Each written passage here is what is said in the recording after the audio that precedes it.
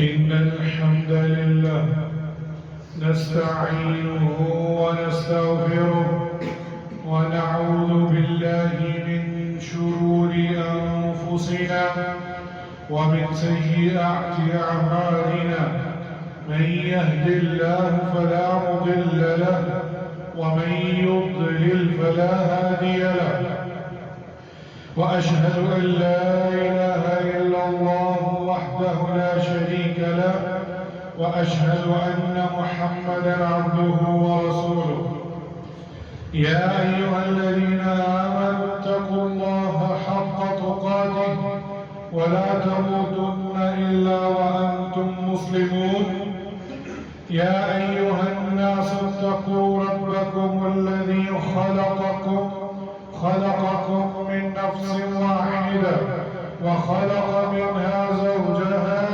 وبث منهما رجالا كثيرا ونساء واتقوا الله الذي تساءلون به والأرحام إن الله كان عليكم رقيبا يا أيها الذين آمنوا اتقوا الله وقولوا قولا سديدا يصلح لكم أعمالكم ويغفر لكم ذنوبكم ومن يطع الله ورسوله فقد فاز فوزا عظيما أما بعد إن أصدق الحديث كتاب الله وأحسن الهدي هدي محمد صلى الله عليه وسلم وشر الأمور محدثاتها وكل محدثة بدعة وكل بدعة ضلالة وكل ضلالة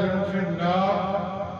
لائق تقریم سامعین مکرم بزرگان دین، یہ ہفتے کا سید الایام جمعۃ المبارک کا دن ہے اور آج 16 ذی الحجہ 1446 ہجری ہے.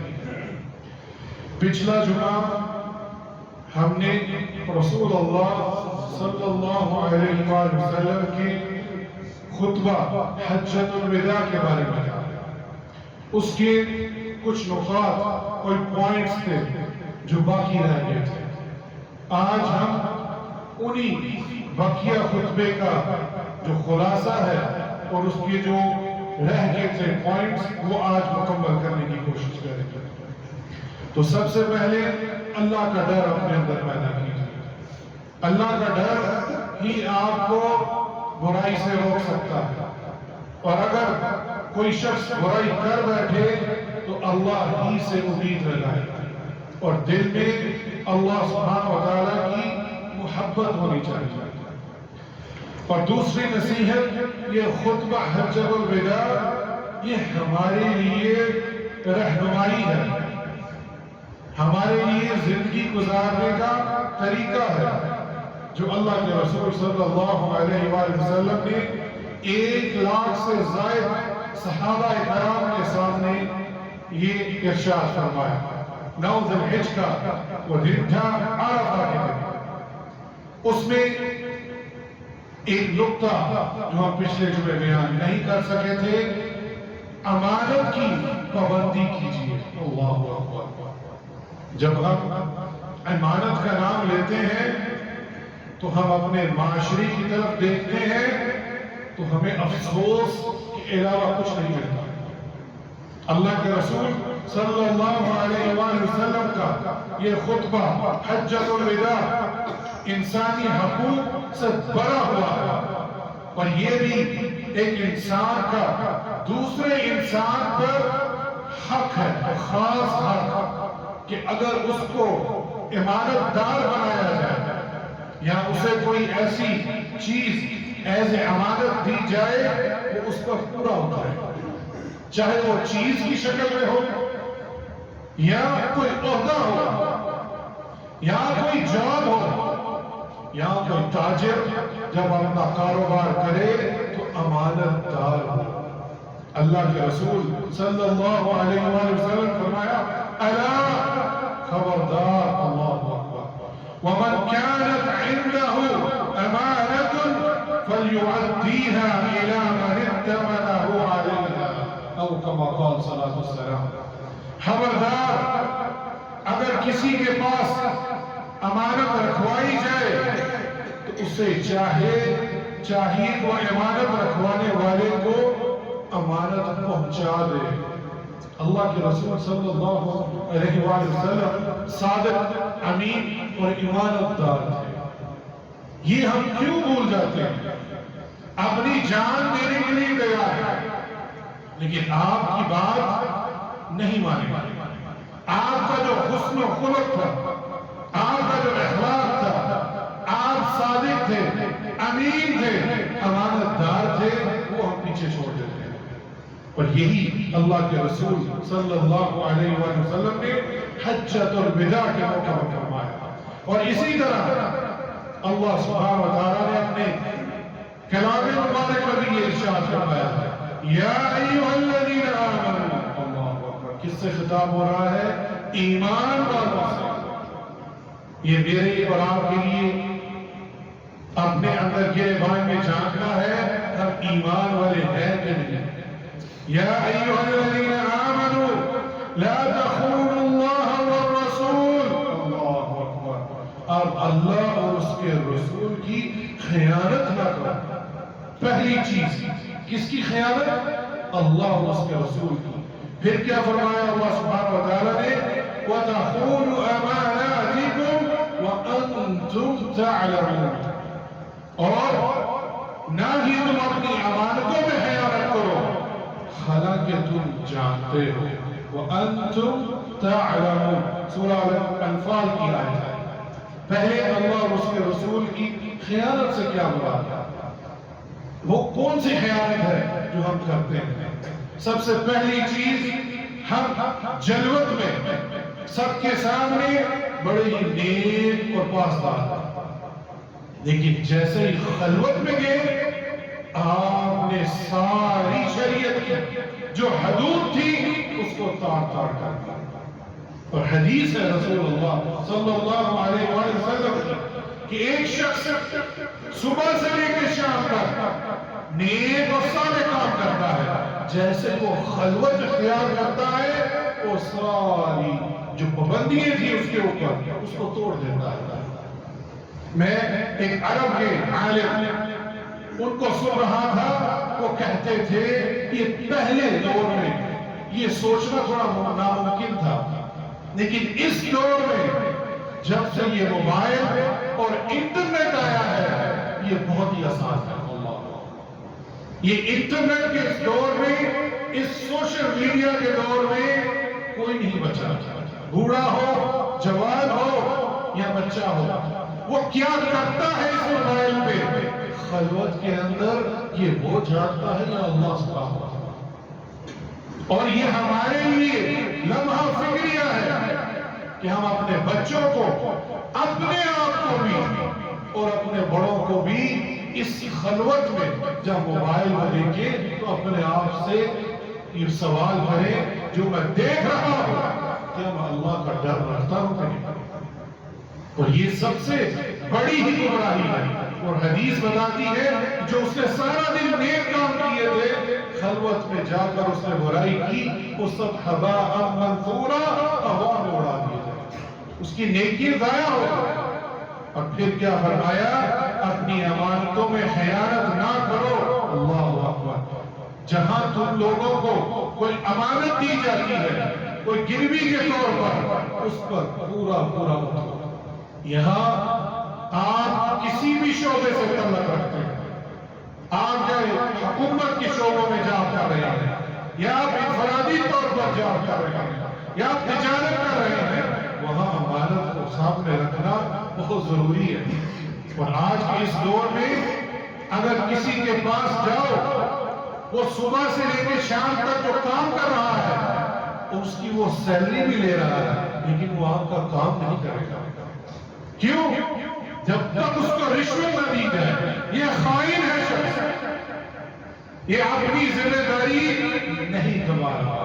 اور اللہ کے رسول صلی اللہ علیہ وآلہ وسلم اپنے جمعے کے اندر یہ ایک جملہ ارشاد فرماتے تھے لا ایمان لمن لا امانت له ولا دین لمن لا عہد له. اللہ اکبر. اس پر غور کیجیے. اس کا ایمان نہیں ہے. یہ اللہ کے رسول فرما رہے ہیں لا ایمان، اس کا ایمان نہیں ہے جس کے اندر امانت کی پاسداری نہ ہو. اللہ اکبر. امانت کو جوڑ دیا ایمان کے ساتھ.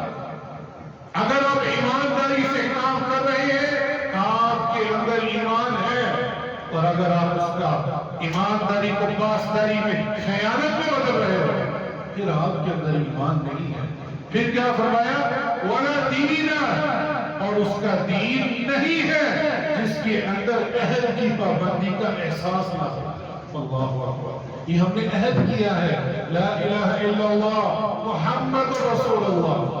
نہیں کوئی عبادت کے لائق سوائے اللہ سبحانہ و تعالیٰ کے. لا معبود بحق الا اللہ، کہ کوئی عبادت کے لائق نہیں سوائے اللہ کے. یہ عہد ہے ہمارا. بس پھر وہی کلمہ وہ شخص جہاں کر کسی درگاہ پر بیٹھ جائے اس نے کہاں اس کی پاسداری کی. پھر رسول اللہ صلی اللہ علیہ وآلہ وسلم کے مطابق طریقے کے مطابق ہم نے عبادت کرنی ہے. جب وہ نہیں کرتا تو اس کی کہاں اس نے یہ عہد نبھایا. اللہ کے رسول نے اس کو کہا ہے اس کا دین نہیں ہے وَلَا دِينَ لِمَن لَا عَهْدَ لَهُ، جس کے اندر عہد کی پابندی کا احساس نہ ہو اس کا دین نہیں ہے. یہ سوچنے والی بات ہے. ہمیں اپنا محاسبہ کرنا ہے. یہ حدیث مسند احمد کے اندر موجود ہے اور شیخ ناصر الدین الالبانی نے اس حدیث کو جریت قرار دیا. پھر اسی طرح اللہ سبحانہ و تعالیٰ نے ان اللہ یأمرکم، اللہ اکبر، یقیناً اللہ تمہیں حکم دیتا ہے. یأمرکم، یہ اللہ کا حکم ہے. کیا ان تؤدوا الامانۃ الی اہلها، کہ اپنی امانتیں یعنی ذمہ داریاں ان کے اہل لوگوں کے سپرد کر دو. پھر اسی طرح یہ سورہ النساء کی آیت ہے. ایک اور جگہ اللہ سبحانہ وتعالیٰ نے فرمایا والذین هم لأماناتهم وعہدهم راعون. یہ سورہ المؤمنون کی آیت ہے. اللہ اکبر. کہ وہ لوگ مومن لوگ وہ ہیں جو اپنی امانتوں اور معاہدوں کو خیال رکھتے ہیں. اور اس آیت کے بارے میں بڑے عالم دین رحمہ اللہ شیخ محمد الامین شنقیطی وہ فرماتے ہیں اس آیت کریمہ میں امانت سے مراد ہر وہ چیز جو اللہ تعالیٰ نے آپ کو نصیحت کی ہے، شریعت کے طور پر نازل کی ہے، پھر آپ کو اس کی حفاظت کا حکم دیا ہے، اور اسی طرح آپ پر لازم ہے کہ اپنے اعضاء کو ایسے کسی بھی کام سے محفوظ رکھیں جسے اللہ سبحانہ و تعالیٰ نے ناپسندیدہ قرار دیا. پھر اسی طرح لوگوں نے آپ کے پاس امانتیں رکھوائی ہیں ان کی بھی حفاظت کریں. ایک اور حدیث سیدنا ابو ہریرہ رضی اللہ عنہ سے مروی ہے کہ اللہ کے رسول صلی اللہ علیہ وآلہ وسلم نے فرمایا جب امانت ضائع کی جانے لگے تو قیامت کا انتظار ہے. اللہ اکبر. امانتوں کا ضائع ہونا یہ علامات الساعہ میں سے ہے. تو صحابہ نے پوچھا یا رسول اللہ امانت کیسے ضائع ہوگی؟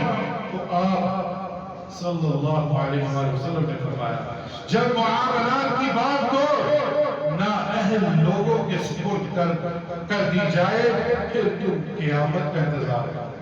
یعنی نہ اہل لوگ جو اس کے اہل نہیں ہیں ان کو سپرد کر دی جائے تو یہ خیانت ہے. اس کو امام بخاری اپنی صحیح بخاری کے اندر لے کر آیا. اپنا خیال کیجئے، اپنا محاسبہ کیجئے. میں ممبر پر کھڑے ہو کر اپنا محاسبہ کروں کہ میں اللہ اور اس کے رسول کی بات کر رہا ہوں یا نہیں. آپ سننے والے اپنا محاسبہ کیجئے کیا میں امانتوں کو صحیح حق ادا کر رہا ہوں. پھر اللہ کے رسول صلی اللہ علیہ وآلہ وسلم نے میاں بیوی کے باہمی حقوق اس کے بارے میں بھی ارشاد فرمایا. جاہلیت میں لوگ اپنی بیوی کو گھر کی ملازمہ یا خادمہ کی حیثیت دیتے ہیں. اس سے بڑھ کر اس کی کوئی حیثیت نہیں تھی. لیکن اللہ سبحانہ وتعالیٰ کے رسول صلی اللہ علیہ وآلہ وسلم نے خطبہ حجۃ الوداع کے اوپر یہ ذمہ داری عطا فرمائی، فَاتَّقُوا اللَّهَ فِي نِسَائِي فَإِنَّكُمْ أَخَذْتُمُوهُنَّ بِأَمَانِ اللَّهِ، اپنی عورتوں کے بارے میں اللہ سے ڈرو، اس لیے کہ ان کو تم نے اللہ کے حکم سے اپنے لیے لیا، یعنی اللہ کی کلمہ سے آپ کے لیے حلال کی گئی، وہ اس کلمے کے اوپر آپ نے اس کے ساتھ حسن معاشرت رکھی ہے۔ یہ نساء کے بارے میں کہا ہے۔ پھر کیا فرمایا کہ تمہارا حق ان پر یہ ہے کہ تمہارے بچھونے پر کسی ایسے شخص کو نہ آنے دے جو تم پسند نہیں۔ اللہ اکبر۔ آج کوئی نظر ہے، کوئی چچا زاد ہے، کوئی تایا زاد ہے، بغیر اجازت کی گھروں میں گھس رہا ہے، جبکہ یہ شریعت کا تقاضا نہیں۔ ہم نے اپنے گھروں کے اندر جہاں ہماری بیویاں ہیں یا ہماری بیٹیاں ہیں، صرف محرم کو اجازت دینی چاہیے۔ کیوں؟ گھر تو ایک ایسی جگہ ہے جہاں خواتین بغیر پردے کی ہوتی ہیں، اور وہاں یہ بھی دھجی اڑائی جاتی ہے ہمارے معاشرے کے اندر، اور وہ خاوند کہہ رہا ہے کہ مجھے یہ پسند نہیں، اس کے باوجود وہ اگر وہ گھر میں آئے تو یہاں اللہ سبحانہ وتعالیٰ نے بھی کہا ہے اور اللہ کے رسول نے بھی کہا ہے یضربوہن، ان پر آپ مار سکتے ہو، یہاں تک کہ ان کو کوئی ہڈی پسلی نہ ٹوٹے، اتنا مار سکتے ہو تاکہ ان کو نصیحت ہو جائے۔ بالکل اسی طرح اگر کوئی بچہ 10 سال کا ہو جائے، نماز نہ پڑھے، اس کو بھی مارنے کا حکم ہے۔ اور اسی طرح اگر عورت غیر محرم کو گھر میں آنے کی اجازت دے اور اس کو بستر تک آنے کی اجازت دے تو اس کو مارنے کا حکم ہے دین کے اندر۔ لیکن ہمارے لبرل مافیا وہ کہتا ہے نہیں، یہ حکم کہاں سے آ گیا، یہ اللہ اور اس کے رسول بتا رہے ہیں۔ اور پھر یہ حدیث صحیح مسلم کے اندر ہے کہ آپ ان کو مار سکتے ہو لیکن حسن صورت میں فرق نہ آئے، یعنی ان کو ایسی چوٹ نہ پہنچے جس میں ان کو تکلیف ہو، ان کی ہڈی پسلی ٹوٹ جائے، اور ان کو تم پر یہ حق ہے کہ ان کی روٹی، ان کا کپڑا دستور کے موافق تمہیں ذمہ داری دی گئی ہے۔ اب مرد کے اوپر کیا ذمہ داری ہے کہ وہ اس کا نام نفقہ اس کو ادا کرے۔ اسی طرح صحیح سیدنا ابو سعید الخدری رضی اللہ عنہ وہ مروی ہے کہ رسول اللہ صلی اللہ علیہ وسلم نے فرمایا کہ یقیناً اللہ سبحانہ وتعالیٰ کے ہاں عظیم ترین امانت قیامت کے دن یہ ہے کہ مرد اپنی بیوی میں خلوت اختیار کرے اور بیوی اپنے خاوند کے ساتھ خلوت اختیار کرے، اور پھر مرد اپنی بیوی کے راز کو فاش کرے۔ والعیاذ باللہ، صحیح مسلم کی روایت ہے۔ آج اس سوشل میڈیا کے دور میں یہ دیکھا جا سکتا ہے کہ بستروں کے اندر بیٹھے میاں بیوی اپنی فوٹو، اپنی تصویریں نشر کر رہے ہیں، اور یہ گناہ کبیرہ ہے، اور یہ اللہ کے رسول کی وعید ہے جو یہاں اس حدیث کے اندر بیان کی گئی ہے۔ پھر وہی بات کہ سوشل میڈیا ایک ایسی آگ ہے جو کسی کو بھی لپیٹ میں لے سکتی ہے، تو ہمیں اپنی خلوتوں کے اندر یہ اختیار نہیں ہے کہ ہم دوسروں کو اس کے اندر داخل کریں، لیکن آج کیونکہ ہم نے ویوز لے گئے، ہم نے حرام پیسہ کمانا، یہ حرام پیسہ ہے سوشل میڈیا کا، آپ اپنے آپ کو دکھا کر، اپنی ماں و بہنوں کو، بیویوں کو دکھا کر آپ پیسہ کما رہے ہو، یہ کہاں سے جائز ہو سکتا ہے؟ لیکن آج اسی کو ایک رول ماڈل بنا دیا ہے کہ یہ اچھا کام تھا، والعیاذ باللہ من ذالک۔ پھر اسی طرح یہ بھی بیویوں کے حقوق میں سے ہے کہ خاوند اس کے لیے اپنی وسعت اور طاقت کے مطابق اسے رہائش اختیار کرے، جس طرح اللہ سبحانہ وتعالیٰ نے اپنے قرآن مجید میں ارشاد فرمایا اسکنوہن من حیث سکنتم من وجدکم، تم اپنی طاقت کے مطابق جہاں تم رہتے ہو وہاں انہیں بھی رہائش دہیز کرو، وہاں ان کو رہائش عطا کرو۔ یہ مرد کی ذمہ داری ہے کہ اس کو رہائش کا بندوبست کر کے دے۔ پھر ابو ہریرہ رضی اللہ عنہ اس حدیث کے راوی ہیں کہ عورتوں کے بارے میں میری نصیحت قبول کرو اور ان سے حسن و معاشرت کے ساتھ رہنا چاہیے آپ لوگ۔ اللہ سبحانہ و تعالی ہمیں ان پر عمل کرنے کی توفیق عطا فرمائے اور ہمیں اپنی خلوتوں میں اللہ کا ڈر جو ہے وہ ہمیں آنا چاہیے. جلوت میں سب کرتے ہیں لیکن جب اکیلے ہو تو ہمارے اندر اللہ کا ڈر ہو اور ہمیں اپنی بیویوں کے ساتھ حسن معاشرت کے ساتھ رہنے کی توفیق عطا فرمائے. اقول ما تسمعون واستغفر الله لي ولكم من كل ذنب فاستغفروه انه هو الغفور الرحيم.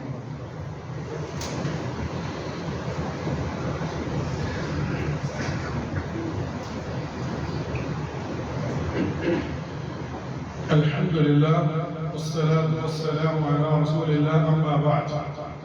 ایک اور مختصر سا بیان کروں گا تاکہ یہ بھی نقطہ واضح ہو جائے کہ اللہ کے رسول صلی اللہ علیہ وآلہ وسلم نے خطبہ حجۃ الوداع کے اندر معاشرتی شناخت کے بارے میں بھی ارشاد فرمایا ہے کہ من ادعا الی غیر ابیہ وهو یعلم انه غیر ابیہ فالجنۃ علیہ حرام. ابو سعید الخدری رضی اللہ عنہ نے بیان کیا ہے کہ اللہ کے رسول صلی اللہ علیہ وآلہ وسلم نے فرمایا جس نے اپنے باپ کے سوا کسی اور کے بیٹے ہونے کا دعویٰ کیا اور یہ جانتے ہوئے کہ اس کا باپ نہیں ہے اس پر جنت حرام کر دی ہے.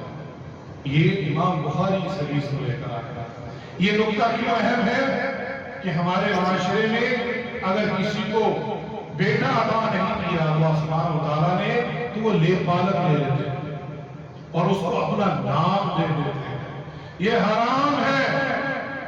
وہ جس باپ کا بیٹا ہے اسی کا نام رہے گا. آپ اس کو لے سکتے ہیں, آپ اس کی ذمہ داری اٹھا سکتے ہیں, آپ اس کو پال سکتے ہیں, لیکن اس کو نام نہیں دے سکتے. اس میں کیا کیا قباحتیں ہیں. سب سے پہلی قباحت وہ وراثت میں حصے دار بن جاتا ہے جبکہ وہ ہے ہی نہیں, اس کا کوئی تعلق ہی نہیں وراثت, وہ وراثت کا حصے دار بن جاتا ہے. پھر اگر آپ کی بیٹی ہیں, آپ کی سگی بیٹی ہے, وہ اس کے لیے غیر محرم ہے, وہ ایک ہی گھر میں رہنا شروع ہو جائیں گے. والعیاذ باللہ. تو یہ ایک ایسا المیہ ہے کہ ہمارے معاشرے میں نظر آتا ہے کہ لوگ اپنے دوسرے کا بیٹا لے کر اس کا نام دیتے ہیں. یہ اللہ سبحانہ و تعالیٰ نے اس شخص پر جنت حرام کر دی ہے. والعیاذ باللہ. اور یہ اللہ کے رسول صلی اللہ علیہ وآلہ وسلم نے بھی زید کو اپنے لیے لیا تھا, لیکن بعد میں اللہ نے آیت نازل کر دی کہ یہ آپ کا بیٹا نہیں. اور پھر انہیں بالغ بیٹے جس نے شادی کی تھی اس کو اس نے طلاق دی, اللہ کے رسول نے انہی کے ساتھ شادی کی. کیوں؟ یہ مثال بنانی تھی کہ وہ آپ کا سگا بیٹا نہیں ہے, جبکہ بہو سے شادی کرنا برابر ہے, لیکن لے بالغ اللہ کے رسول نے وہ شادی کر کے یہ مثال قائم کی کہ وہ میرا خونی بیٹا ہے. تو آج یہ قباحت ہمارے معاشرے میں موجود ہے کہ ہم لے بالغ لے کر اس کو سب کچھ دے دیتے ہیں اور جو اصل آپ کے وارث ہیں اس کو پیچھے چھوڑ دیتے ہیں. یہ دین کا حصہ نہیں ہے. یہ بھی خطبہ حجۃ الوداع میں اللہ کے رسول نے ارشاد فرمایا تھا. اور آخر میں اللہ کے رسول صلی اللہ علیہ وسلم نے فرمایا الا لیبلغ الشاہد الغائب. صحیح مسلم کی روایت ہے کہ خبردار جو موجود ہے وہ ان تک پیغام پہنچا دے جو یہاں موجود نہیں. اللہ اکبر. یہ اللہ کے رسول نے صحابہ کرام کو ارشاد فرمایا تھا اور انہی کے اوپر ہم عمل کرتے ہیں. آج یہ دین, یہ قرآن, یہ احادیث مبارکہ, یہ احکام صحابہ کرام نے ہم تک پہنچائے اور جو غائب ہے وہ ہم تھے, ہم تو وہاں نہیں تھے. تو یہ دین کا سیکھنا اور اس کو آگے پہنچانا, یہ علماء کرام سے سیکھ کر آگے پہنچانا یہ ہماری ذمہ داری ہے کہ ہم اس کو سیکھیں جس طرح صحابہ کرام نے سیکھا تھا اور آگے پہنچایا تھا. اور آخر میں رسول اللہ صلی اللہ علیہ وآلہ وسلم ہم کہتے ہیں اشہد لا الہ الا اللہ و اشہد ان محمد رسول اللہ صلی اللہ علیہ وآلہ وسلم. جو ہم شہادت دیتے ہیں کہ آپ اللہ کے رسول صلی اللہ علیہ وسلم, اس کی 4 تقاضے ہیں, ان پر اتر جائیے. آپ واقعہ تک اللہ کے رسول کی شہادت دے رہے ہیں. طاعته فيما امر، جس چیز کا آپ نے حکم دیا ہے اس کی اطاعت کر لیں، جو کچھ اللہ کے رسول نے حکم دیا اس کی اطاعت کریں۔ پھر دوسرا وَاجْتَنَابَ مَا نَهَى عَنْهُ وَزَجَرَ، جس سے منع کیا ہے اسے روکو۔ یہ اللہ کے رسول کی اطاعت کی دو شرط ہیں، جو دیا ہے اس کو قبول کر لیں، جس سے روکا ہے اس سے رک جائیں۔ وَتَصْدِيقُهُ فِي مَا أَخْبَرَ، یہ تیسرا، ہر وہ چیز جو غیب کے علم سے وحی الہی کے ذریعے آپ کو دی اور آپ نے ہمیں کو پہنچائی اس کی تصدیق کر دیں۔ آج یہ بھی ہمارے ہاں معاشرے میں ایسے ایسے بڑے بڑے لوگ ہیں انکار کرتے ہیں دجال میں آنا ہوتا وہ آ جاتے ہیں، امام مہدی میں آنا ہوتا وہ آ جاتے ہیں۔ یہ نہیں، یہ جو حکم ہمیں جو تصدیق دی ہے اس کی ہمیں جو خبر دی ہے غائب سے ہم نے اس پر ایمان لانا۔ اور آخری وَأَلَّا يَعْبُدُ اللَّهَ إِلَّا بِمَا شَرَعَ، آپ نے اس طرح عبادت کرنی ہے جس طرح اللہ اور اس کے رسول نے عبادت کا حکم دیا ہے۔ یہ چار شرطیں ہیں، جو آپ کو حکم دیا ہے اس کی اطاعت کریں، جس سے روکا ہے اس سے رک جائیں، جو خبر آپ کو ملی ہے اللہ کے رسول سے علم و غائب کے ذریعے جو وحی کے ذریعے آپ کو پہنچائی گی اس کی تصدیق کریں اور عبادت اس طرح کریں جس طرح اللہ اور اس کے رسول نے حکم دیا ہے۔ ان اللہ وملائکتہ یصلون علی النبی یا ایھا الذین آمنوا صلوا علیہ وسلموا تسلیما۔ اللهم صل على محمد وعلى آل محمد كما صليت على إبراهيم وعلى آل إبراهيم إنك حميد مجيد۔ اللهم بارك على محمد وعلى آل محمد كما باركت على إبراهيم وعلى آل إبراهيم إنك حميد مجيد۔ اللہ سبحانہ وتعالی جو کچھ کہا ہے سب سے پہلے مجھے اس پر عمل کرنے کی توفیق عطا فرمائے اور پھر آپ سب سننے والوں کو بھی اس پر عمل کرنے کی توفیق عطا فرمائے۔ جن کے والدین حیات ہیں یا اللہ ان کو شفاء کاملہ اور عاجلہ عطا فرما، ایمان والی زندگی عطا فرما۔ جن کے والدین وفات پا چکے ہیں یا اللہ ان کی مغفرت فرما، یا اللہ ان کی قبر کو جنت کا باغ بنا دے۔ ہمارے ماسٹر افضل صاحب ان کی زوجہ محترمہ عید کے دن فوت ہوئی ہیں، یا اللہ ان کو مغفرت عطا فرما، ان کو خاص اپنی دعاؤں میں یاد رکھیں، یا اللہ ان کی مغفرت فرما، یا اللہ ان کے گناہوں کو دھو ڈال، یا اللہ ان کی قبروں کو جنت کا باغ بنا دے۔ اور جو لواحقین ہیں یا اللہ ان کو صبر عظیم عطا فرما۔ ربنا آتنا فی الدنیا حسنہ وفی الآخرۃ حسنہ وقنا عذاب النار۔ ربنا اغفر لی ولوالدی وللمؤمنین یوم یقوم الحساب۔ ربنا تقبل منا انک انت السمیع العلیم وتب علینا انک انت التواب الرحیم۔ عباد اللہ ان اللہ یأمر بالعدل والإحسان وإیتاء ذی القربى وینہی عن الفحشاء والمنکر والبغی یعظکم لعلکم